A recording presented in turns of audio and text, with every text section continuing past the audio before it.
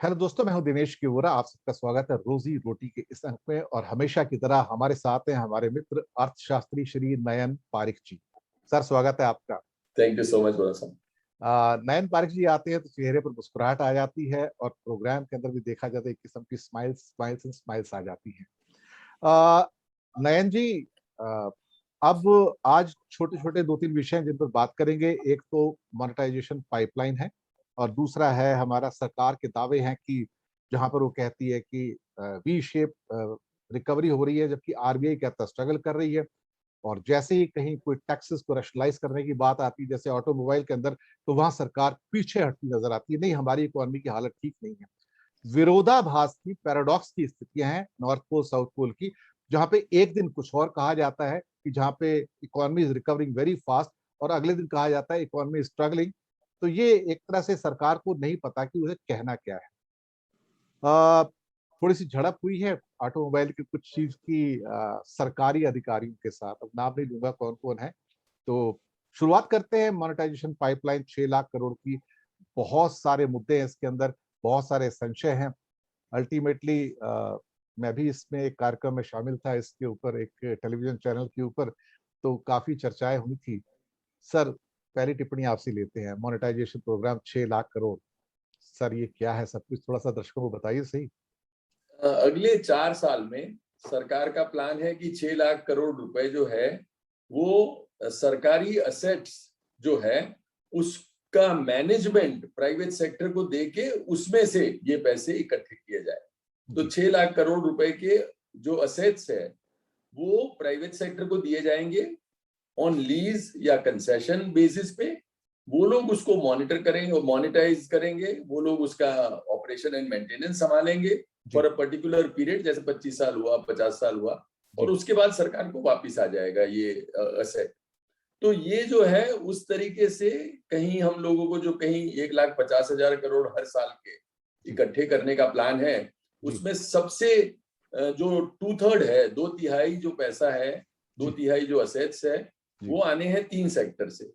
सड़क से 27%, पावर से 25%, सॉरी रेल से 25% और पावर से कहीं 15%।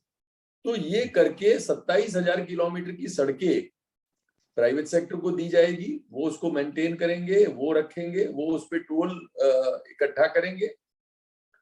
400 रेलवे स्टेशन और करीब 40 पैसेंजर ट्रेन प्राइवेटाइज की जाएगी। जी और 28,000 किलोमीटर की जो ट्रांसमिशन लाइन है जो पावर ले जाती है जी उसको प्राइवेटाइज करने का प्लान है। तो ये जो है वो हम जो नेशनल मोनेटाइजेशन पाइपलाइन एनएमपी करते हैं, बोलते हैं, जी ये पाइपलाइन इकट्ठी की गई है। जी अब ऐसा है कि सरकार समझती है कि रोड और पावर सेक्टर में उनको प्राइवेटाइजेशन का अनुभव है, क्योंकि सरकार ने जो बीओटी रोड प्रोजेक्ट्स किए हुए हैं उसमें प्राइवेट सेक्टर ने काफी पार्टिसिपेट किया है। जी और प्राइवेट सेक्टर इसको, सड़क को बनाती है, उस पे टोल इकट्ठा करती है, उसको मेंटेन करती है, और कंसेशन पीरियड के बाद ये फैसिलिटी सरकार के पास वापस चली जाती है। जी अब देखिए, अब तक जो ग्रीनफील्ड प्रोजेक्ट जो जिसको बोला जाए कि जिसमें सड़क बनानी थी प्राइवेट सेक्टर को, उसमें दिक्कतें ज्यादा आती थी, जी क्योंकि उसमें लैंड एक्विजिशन आता था। उसमें जब बनाओ तब कोई फॉरेस्ट लैंड हो तो उसकी दिक्कत आती थी, जी लोगों के कहीं ऑब्जेक्शन आते थे, बाकी की दिक्कतों के कारण सरकारी अप्रूवल्स आने में देर लग जाती थी। तो इसीलिए जो रोड बनाने में माहिर लोग हैं जी वही उनमें आते थे। जी अब सरकार को चाहिए कि यदि इतने पैसे इकट्ठे करने हैं तो आपको कहीं pension fund, institutional fund, financial institutions global जो है उनको लाने की जरूरत पड़ेगी, वरना सिर्फ सेक्टर स्पेसिफिक इंफ्रास्ट्रक्चर कंपनी से ये पैसे नहीं आ सकते। जी तो इसीलिए उन्होंने जो बनाने का रिस्क है वो निकाल के जो बाकी प्रोजेक्ट्स ऑलरेडी बन गए हैं, जो जी सड़कें ऑलरेडी बन गई है 27,000 किलोमीटर, वो सड़कें प्राइवेट सेक्टर को या जो भी पेंशन फंड को दी जाएगी। जी वो लोग उसको मेंटेन करेंगे, वो लोग उसमें से टोल इकट्ठा करेंगे, और वो पैसे जो है वो फिर प्राइवेट कंपनी करेगी। अब जी इसमें जो मुझे इश्यूज लग रहे हैं या जो चीजें हमको संभालनी है वो ये कि अब जब ये 27,000 किलोमीटर की सड़कें प्राइवेट सेक्टर के पास जाएगी तो जो मेन हमारे सड़क के इस्तेमाल करने वाले हैं, जी जो रोजी रोटी के हमारे देखने वाले हैं, उन पे टोल का बर्डन कितना बढ़ेगा। क्योंकि देखिए प्राइवेट सेक्टर में एक अनुभव जो हम देखते हैं कि कहीं अभी रिसेंटली एयरपोर्ट्स को प्राइवेटाइज किया गया है, मतलब ऑपरेशन मेंटेनेंस प्राइवेट सेक्टर को दिया गया है जी। तो मैंने एटलीस्ट कई एयरपोर्ट पे देखे हैं कि जैसे प्राइवेट सेक्टर के पास ये मैनेजमेंट जाता है, पार्किंग से लेके सब चीज की फीस जो है 2-3 गुना बढ़ गई है। उसके बारे में एजिटेशन भी हुए हैं, लोगों ने थोड़ी सी अपनी जो है जो अपना एंगर है वो भी जाहिर किया है। पर क्योंकि प्राइवेट सेक्टर के पास आए हैं, यदि हम लोग कंसेशन एग्रीमेंट में और ये स्ट्रक्चरिंग में प्रावधान नहीं रखेंगे, तहकीकात नहीं बरतेंगे, तो प्राइवेट सेक्टर में हमेशा ये रहता है कि कैसे इसमें मोनेटाइज कर ले, कैसे ज्यादा से ज्यादा मुनाफा कमाए, कैसे कम से कम सर्विस देके ज्यादा से ज्यादा पैसे यूजर से ले। तो हम यदि ये करते हैं तो मैं समझ रहा हूं कि इंपॉर्टेंट ये है कि जो हमारी जनता जनार्दन है उनको कैसे दिक्कत ना हो, वो बहुत ही इंपॉर्टेंट एस्पेक्ट है। 6 लाख करोड़ रुपए इकट्ठा करना जितना इंपॉर्टेंट है, मैं समझ रहा हूँ उससे भी इंपॉर्टेंट ये है कि जब आप पैसेंजर ट्रेन में जाएंगे या जब आप रेलवे स्टेशन पे जाएंगे, तब आपको रेलवे स्टेशन पे जाने के लिए ही पैसे देने पड़ेंगे। जो सर्विसेज आप यूज करेंगे उसके लिए क्या दुगने और तिगने पैसे देने पड़ेंगे। आपकी पैसेंजर ट्रेन में आपके जो फेयर है वो क्या 4 गुने बढ़ जाएंगे।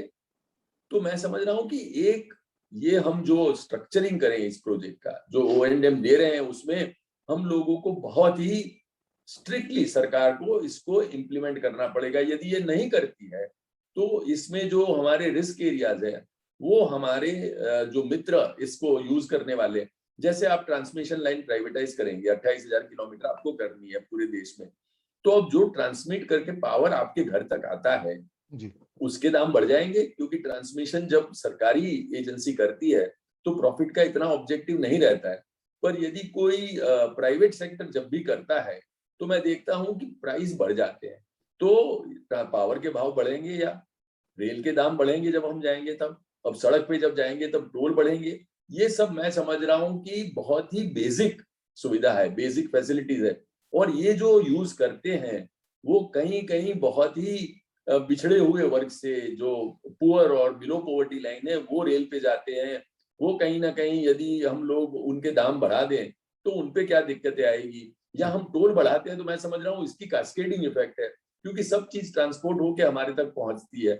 तो जैसे पेट्रोल और डीजल के दाम बढ़ते हैं और हम सबको उसकी चपत लगती है, वैसे ही यदि टोल बढ़ेगा तो मैं समझ रहा हूँ कि हम जो भी चीजें यूज करते हैं, खाने से लेके कोई भी चीज, उस सब के दाम बढ़ेंगे क्या। ये सब चीजों का एक जो रोजी रोटी हमारे देखने वाले हैं उनके मन में संशय है। और ये मैं समझ रहा हूँ कि जैसे जैसे ये लोग ये प्रोजेक्ट करते जाएंगे और यदि ध्यान से करें तो फैसिलिटीज भी अच्छी हो जाएगी, प्राइवेट सेक्टर की एफिशिएंसी आएगी और रेट कम होंगे। यदि ये होता है तो एक हमारा सुनहरा स्वप्न है जो सही हो जाएगा। पर यदि ये नहीं होता है और दाम बढ़े पार्किंग के और कोई फैसिलिटीज नहीं बढ़ी, जैसे कहीं एयरपोर्ट पे हुआ है, तो मेरे ख्याल से it would be kind of negative of both the sides. एक तो फैसिलिटीज भी नहीं मिली और दाम भी बढ़ गए और कहने वाला कोई है नहीं।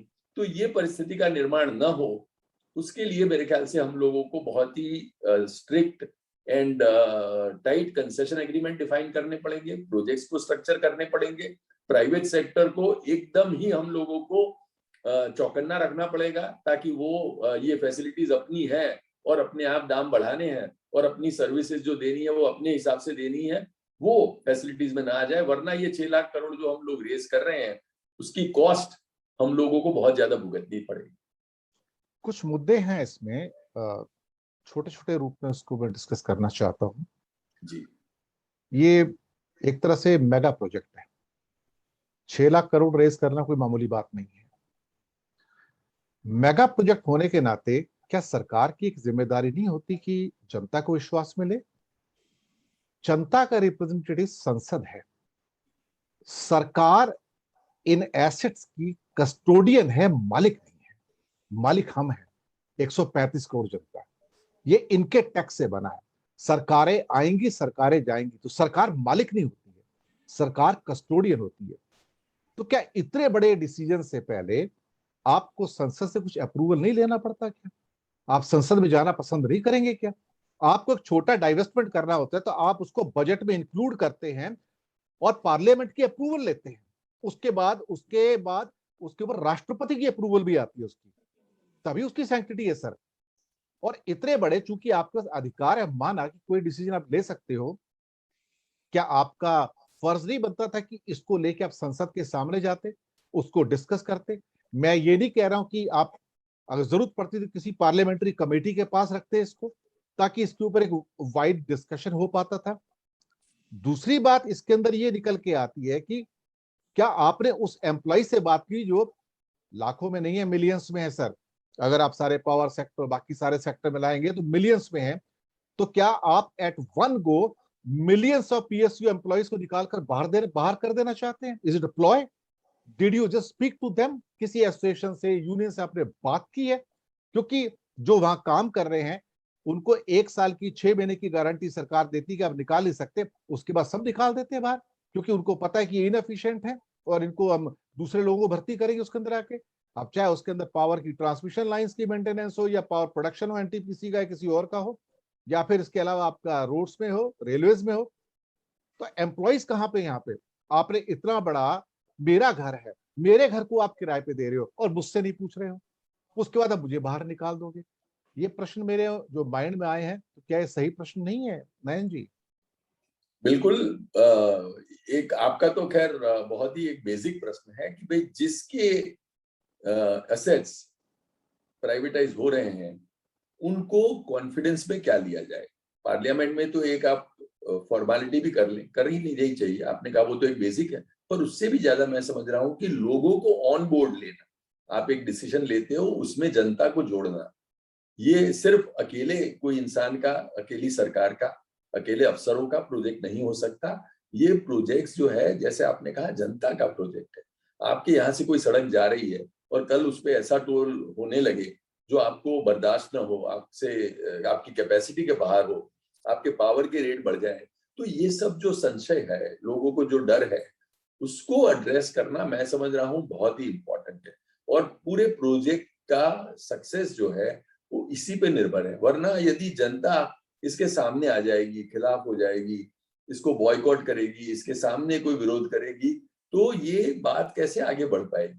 तो मैं समझ रहा हूँ कि आपने तो बहुत ही इंपॉर्टेंट इशू रेज किया है कि इसमें सबसे इंपॉर्टेंट जो स्टेक होल्डर है वो हमारे वो लोग हैं जो इसके ओनर हैं, और उससे भी ज्यादा वो लोग जो इसको रोजमर्रा यूज करते हैं।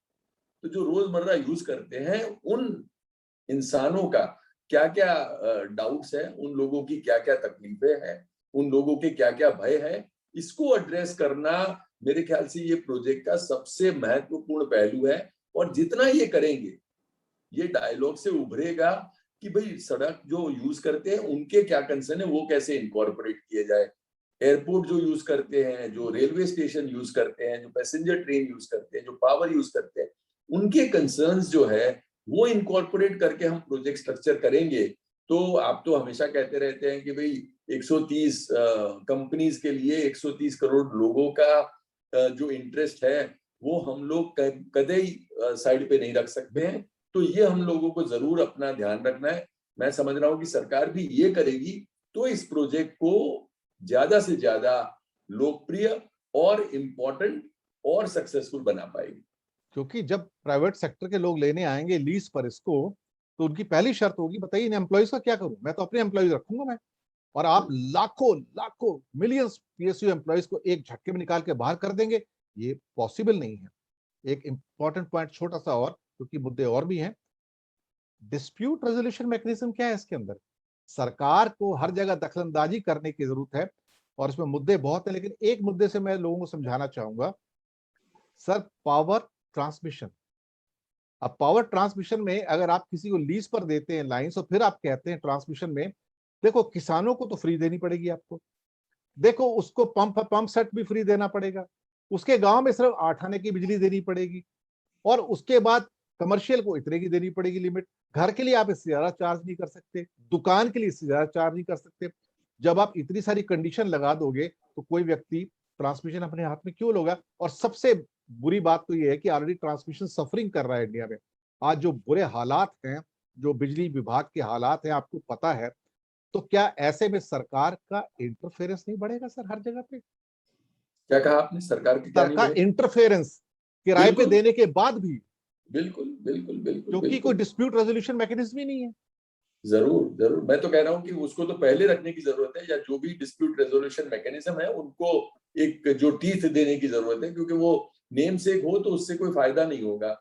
और आपने जैसे कहा, यदि जो सोशल ऑब्लिगेशन है, जो सरकारी ऑब्लिगेशन है, वो प्राइवेट सेक्टर कर नहीं पाएगा। प्राइवेट सेक्टर करेगा तो उसको नजरअंदाज करके कोई राउंड अबाउट वे से उसका कोई जुगाड़ करेगा, और उस सब में जो लोगों के हित की बात है वो कहीं परे न चली जाए, वो कहीं ऑफ द फोकस न चली जाए, वो बहुत ही महत्वपूर्ण है। और आपने कहा ये सब पहलू पे हम लोग बात करें तो पूरा शायद एपिसोड उस पे निकल जाएगा, क्योंकि ये सब बहुत महत्वपूर्ण चीजें हैं। इसके अलावा जैसे आपने कहा एम्प्लॉइज के अलावा ये आप कैसे कर पाएंगे? हम जानते हैं कितने वक्त से एयर इंडिया को बेचने की जो हमारी कवायद चल रही है, उसमें सबसे महत्वपूर्ण मुद्दा यही आता है कि एयर इंडिया के इतने एम्प्लॉइज प्राइवेट सेक्टर नहीं लेना चाहता, और आप एम्प्लॉइज यूनियन को पूछो तो वो नहीं चाहते कि प्राइवेटाइज इसको किया जाए। अब ये सब के क्या रास्ते निकलेंगे? ये सब का जब तक clear policy and road map नहीं होगा, तब तक हमेशा ही कोई ना कोई द्विधा, कोई ना कोई डिस्प्यूट हो जाएगा। और आपने कहा उसका डिस्प्यूट का कैसे रेजोल्यूशन होगा, वो सब पूरा जो है रोड मैप क्लियर होना बहुत जरूरी है। और न सिर्फ क्लियर होना, वो लोगों के साथ शेयर करना, और लोगों के जो कंसर्न्स है वो इनकॉर्पोरेट करना बहुत ही इंपॉर्टेंट है।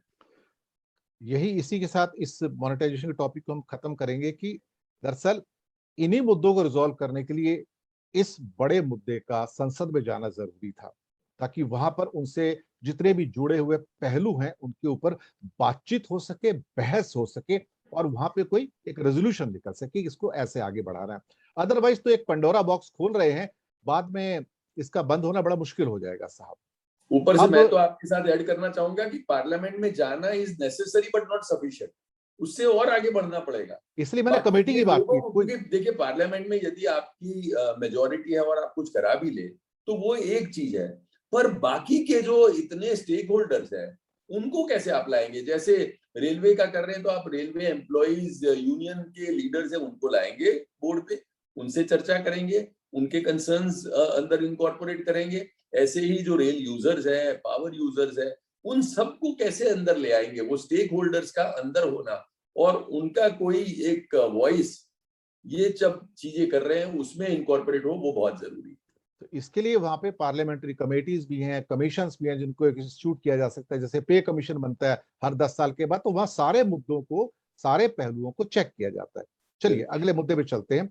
सरकार बार बार कई मौकों पर, कई प्लेटफॉर्म पर कहती नजर आती है कि रिकवरी बहुत फास्ट हो गई है, और जीएसटी के जो खासतौर से टैक्सेशन जो हमारे पास प्राप्त हो रहे हैं वो काफी अच्छे हैं, एनकरेजिंग हैं, और थोड़ा सा वी शेप यूफोरिया पैदा करने की कोशिश की जा रही है। और वहीं पे आरबीआई अपनी रिपोर्ट में कहता है कि इकोनॉमी स्ट्रगल कर रही है। दूसरी ओर जब ऑटोमोबाइल, जो कि इंडिया की इंडस्ट्री का 50% है, और अगर उसमें मैं पेट्रोलियम को भी ऐड कर दूं तो फिर तो पता लग रहा है वो 75% है सारा का सारा, बाकी 25% हमारी टोटल इकोनॉमी बचती है उसके बाद। तो फिर जब जीएसटी घटाने की बात आती है ऑटोमोबाइल को बचाने के लिए, तो वहां सरकार हाथ खड़े करती है, नहीं नहीं इकोनॉमी स्ट्रगल कर रही है।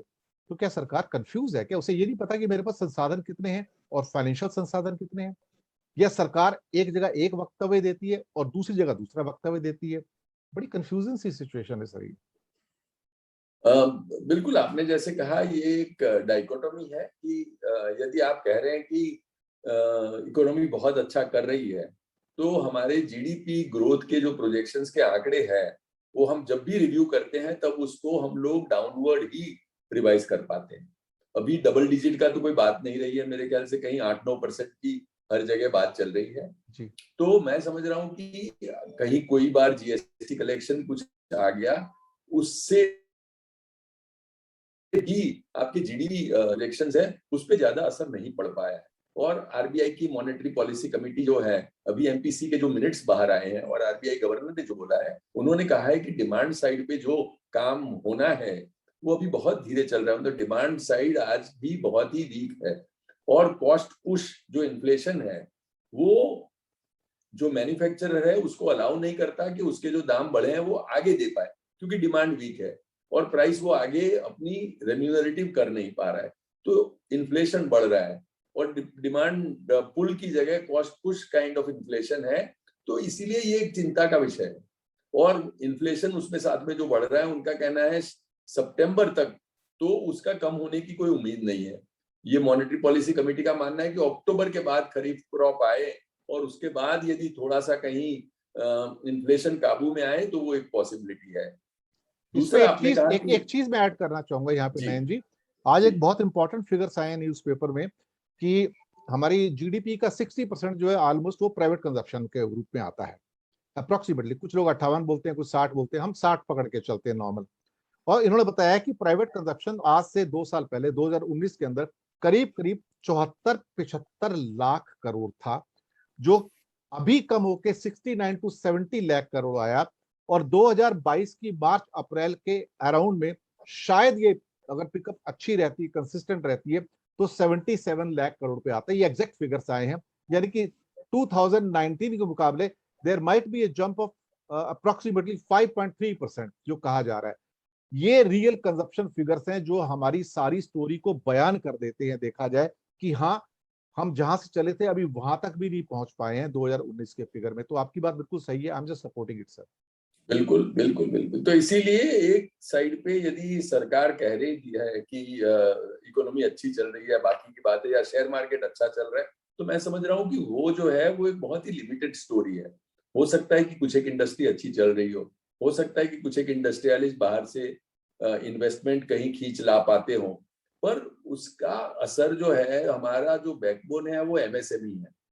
तो एमएसएमई इंडस्ट्री की क्या दिक्कत है आज? क्रेडिट का जो डिमांड है वो कितना कम हो रहा है। कल भी फाइनेंस मिनिस्टर ने बोला था कि अब अगले 2-3 महीने में हम लोग क्रेडिट के लिए बैंक को प्रेशराइज करेंगे कि भाई आप लोगों को पैसा अवेलेबल कराइए।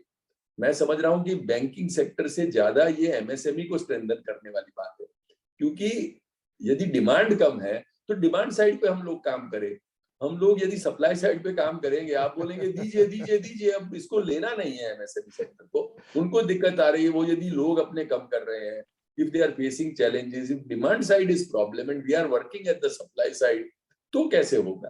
तो इसलिए मैं कह रहा हूँ, पहले यदि किसी को भूख नहीं होगी और आप उसको जबरदस्ती खाना ठूसे जा रहे हैं, तो कैसे वो बात बनेगी? तो इसलिए मैं समझ रहा हूँ कि डिमांड साइड पे काम करना, डिमांड साइड को स्टिमुलेट करना, और जब वो that is when a person would be feeling strong कि वो करेगा। MSME when they feel that demand is good, when they are increasing employment, तब जाके ये सब बात बनेगी, तब जाके वो लोन लेंगे। वरना ये तो कोई लोन है, सब्सिडी नहीं है। इसको ब्याज भी देना है और पैसा भी लौटाना है। तो इसीलिए जो सिंसियर लोग हैं वो तो लेंगे ही नहीं। जो लेंगे और जिनको देने का इरादा नहीं है उनको दे आप, तो कोई फायदा नहीं है। तो ये जो एक थोड़ी सी विरोधाभासी सिचुएशन है, उस पर मैं समझ रहा हूँ कि डिमांड साइड पे काम करने की, और जो भी हमारे आरबीआई के मॉनेटरी पॉलिसी कमेटी ने कहा है उस पे जोर देने की मेरे हिसाब से जरूरत है। बिल्कुल सही कहा। और भारत सरकार वही नहीं करती है कि डिमांड साइड के ऊपर काम उसने बिल्कुल नहीं किया है। सारे के सारे मेजर्स जो आते हैं सप्लाई साइड के मेजर्स आते हैं। सप्लाई साइड के मेजर से आपकी क्रेडिट डिमांड नहीं बढ़ती है और ना ही इकोनॉमी विकसित होती है। लोगों की पॉकेट में पैसा चाहिए। लोग 2 साल से इकोनॉमी सब बोल रहे हैं कि उनकी पॉकेट में कुछ पैसा डालिए, कोई पेचेक प्रोटेक्शन दीजिए, कोई टैक्स में छूट दीजिए, लेकिन सरकार कुछ भी देने को तैयार नहीं। जब आप कुछ भी देने को तैयार नहीं है, और अगर आप 1.5-2 करोड़ भारत में अगर एम्प्लॉय हैं, केंद्र सरकार के, राज्य सरकारों के, प्राइवेट एम्प्लॉय, कुल मिला के 6-7, 5-6 करोड़ तक की एम्प्लॉयमेंट ऑर्गेनाइज भी हो सकती है इंडिया में, तो अगर उनको छूट दे दी जाए थोड़ी टैक्स के अंदर, तो वही डिमांड क्रिएट कर देगी। आप सीधा उठा के 6-7 लाख का एक टैक्स एग्जम्पशन कर दे इनकम टैक्स में, लोग अपने आप ही पैसा खर्चने करने को आ जाएंगे और उससे डिमांड बढ़ जाएगी। पर डिमांड साइड की ओर तो कुछ हो ही नहीं रहा है।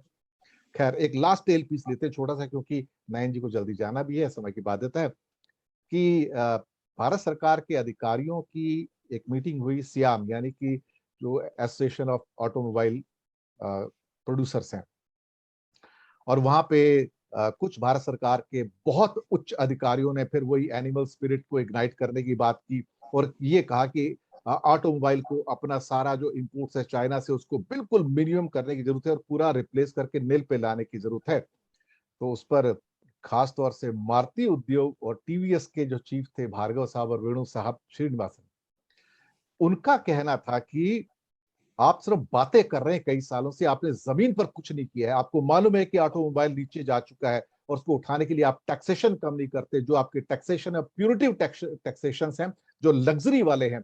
तो आज एक मोटरसाइकिल या स्कूटर लग्जरी नहीं होता है, उस बात को समझिए। वहां 28% टैक्स लगाते हैं, फिर सेस लगाते हैं। ये बहुत कड़वी बातें निकल कर आई हैं, जहां पे शायद सरकारी अधिकारी स्टंट हो गए। उन्हें इस बात की उम्मीद नहीं थी कि इस किस्म के कड़वे वाक्य सुने पड़ेंगे, और उसमें नीति आयोग के भी कुछ लोग थे। सर, छोटा सा टेल प्लीज।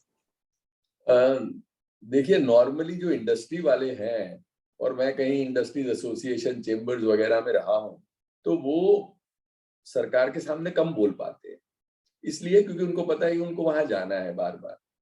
तो इस सिचुएशन में जब society of Indian automobile manufacturers SIAM के रिप्रेजेंटेटिव जब यदि कुछ बोले हैं और थोड़ा सा कड़वा बोले हैं, तो मैं समझ रहा हूं कि वो जो बोल पाए हैं वो तो कहीं 10-20% ही है। वो ज्यादा बोल नहीं पाते हैं सरकार के सामने, पावर के सामने कहाँ कोई बोल पाता है। स्पेशली इंडस्ट्रियलिस्ट जिसने इतना पैसा इन्वेस्ट किया है, वो ज्यादा बोल कम पाते हैं। तो इसीलिए उनका जो बोला हुआ 10-20% है, उसको हम लोगों को और भी अपने इमेजिनेशन से वो क्या नहीं कह पा रहे हैं वो भी सुनने की जरूरत है। यहाँ तो उन्होंने कहा भी है, पर मैं समझ रहा हूँ कि हम लोगों को सीरियसली ऑटोमोबाइल के जीएसटी पे बहस करने की जरूरत है, सोचने की जरूरत है। भार्गव साहब ने वगैरह ने तो आंकड़े दिए हैं, अमेरिका में, बाकी के विकसित देशों में ऑटोमोबाइल पे कितना जीएसटी है और हमारा इम्पैक्ट कितना है। तो इस पे हम लोग कम करें यदि जीएसटी, तो मैं समझ रहा हूं कि इकोनॉमी को भी मदद होगी। It would work on the demand side, जो हम आगे बात कर रहे थे वो, क्योंकि वो कॉस्ट कम होने के कारण और सरकार की जो रेवेन्यू पर से कम होने के कारण मैं समझ रहा हूं कि सरकार की फाइनल रेवेन्यू बढ़ेगी, क्योंकि आपका परसेंटेज रेट कम होगा पर एक्चुअल अमाउंट बढ़ेगी, क्योंकि डिमांड बढ़ेगी। यदि आप एक ये वाइजली डिसीजन नहीं लेते हैं, तो मैं समझ रहा हूँ हम लोग सब जो प्राइवेट सेक्टर में है वो भी क्या सोचते हैं कि मैं अपनी फीस या अपने दाम इतने कम करूं तो कितने ज्यादा यूनिट बेच पाऊंगा। मैं समझ रहा हूं कि सरकार को भी इसको उस तरीके से लेने की जरूरत है कि यदि मैं जीएसटी रेट कम करता हूं तो अपने एब्सोल्यूट अमाउंट पे कुछ भी नहीं खोऊंगा, मे बी 6 महीना 12 महीना लगेगा, पर मेरा जो एब्सोल्यूट अमाउंट है ऊपर से बढ़ेगा। It would be a win win. तो why convert a win win situation into lose lose. जब ये लोग बोल रहे हैं तो मेरे ख्याल से हम सबको उनको सुनने की जरूरत है, और जो वो नहीं कह पा रहे हैं उनके आक्रोश को समझने की जरूरत है, और उस पे जीएसटी को कहीं फाइन ट्यून करने की मेरे ख्याल से हमारी जो एक लॉन्ग पेंडिंग जरूरत है उस पे तवज्जो देने की अभी मेरे ख्याल से वक्त आ गया है, और हम लोगों को करना चाहिए। बिल्कुल सही कहा आपने। और एक पिक्चर जो बिल्कुल क्लियर निकलती है वो ये है कि इंडस्ट्री में और गवर्नमेंट के बीच में एक ह्यूज डिस्कनेक्ट है, और उस डिस्कनेक्ट को कहीं ना कहीं कम करने की जरूरत है। क्योंकि जिस देश में इंडस्ट्री और सरकार सेम पेज पर नहीं होते हैं, वहां पर देश तरक्की नहीं करता है। मैं आपको बताऊं, क्योंकि वहां कॉन्स्ट्रेंट्स और रेस्ट्रेंट्स सब चीजें इकट्ठी आती रहती हैं। ये बात मैं अपने छोटे से अनुभव के आधार पर आपसे शेयर कर रहा हूं। तो दोस्तों, ये था आज का रोजी रोटी कार्यक्रम। और चूंकि नयन जी को बहुत जल्दी निकलना है, बातें बहुत सारी करने वाली थी, लेकिन समय की बाध्यता, मेहमानों के समय की बाध्यता, उसकी रेस्पेक्ट करते हुए हम लेंगे आपसे आज्ञा, और नयन जी का करेंगे शुक्रिया अदा कि उन्होंने कीमती समय निकाला और हमारे साथ आए। बहुत बहुत थैंक यू धन्यवाद। सर। तो दर्शक मित्रों, फिर मिलते हैं आपसे बहुत जल्दी नए मुद्दे के साथ, नए मेहमान के साथ। धन्यवाद आपका।